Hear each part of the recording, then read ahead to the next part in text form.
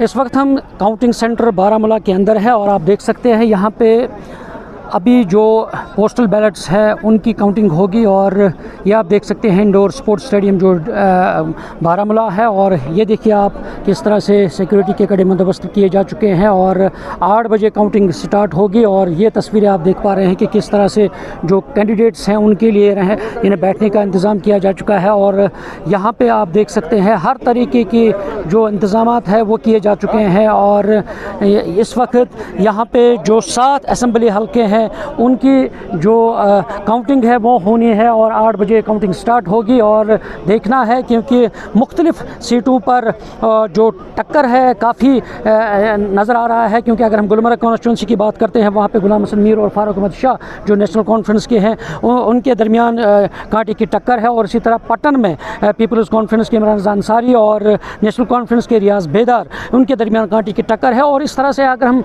देखेंगे और यहाँ बारामूला में जिस तरह से 7 असम्बली हल्कों की जो काउंटिंग होनी है और आज ये नज़र आएगा कि किसके सर पे ताज सजेगा। और यहाँ पे 8 बजे से ही जब काउंटिंग स्टार्ट होगी तो जो नताइज है लीड है वो नज़र आएगा। और अब ये जो EVMs में जो इन उम्मीदवारों की किस्मत का फ़ैसला जो बंद था और अब आज ज़रूर वो नज़र आएगा और वो बाहर आएगा और किसकी किस्मत होगी और कौन जीत के दावेदार होंगे। और यह आप देख सकते हैं बारामूला में हर तरह का इंतज़ाम जो है रखा गया है और जो कैंडिडेट्स हैं उनके बैठने के लिए इंतज़ाम किया जा चुका है। और यहाँ पे आप देख सकते हैं कि किस तरह से जो एजेंट्स है काउंटिंग एजेंट्स है वो अंदर जा रहे हैं और उनकी चेकिंग की जा रही है। और हर तरह के जो टेंट्स लगा रखे हैं और उसमें बाज़ाब्ता तौर पे ये दिखाया गया है कि कहाँ पे कौन बैठेगा। और यहाँ पे आप देख सकते हैं जो कंटेस्टिंग कैंडिडेट्स हैं और जो एजेंट्स उनके साथ में है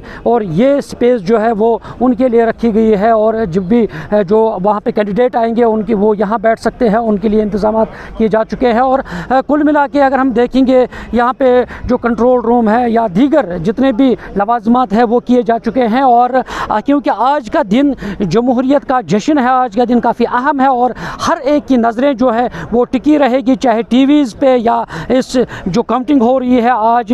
क्योंकि असम्बली इंतखाबात जो है 10 साल के बाद इंतखाबात हुए हैं और लोग काफ़ी मुंतज़िर थे कि कब ये इंतखाबात होंगे। और बिला आखिर यानी जम्मू कश्मीर के इंतखाबात आर्टिकल 370 की एप्लीकेशन के बाद 10 साल के वक्फे के बाद हुए हैं और लोगों ने बढ़ चढ़ कर वोटिंग अमल में इस जमहूरी अमल में हिस्सा लिया है। और अब देखना है और जो अपने नुमाइंदे लोगों ने चुने हैं और आज वो सब पता चले कि लोगों ने किसको चुना है और किसके सर पे वो आज ताज सजाएंगे। न्यूज़ 18 जम्मू कश्मीर के लिए मैं बारामूला से मुनीर हुसैन हुर्रा।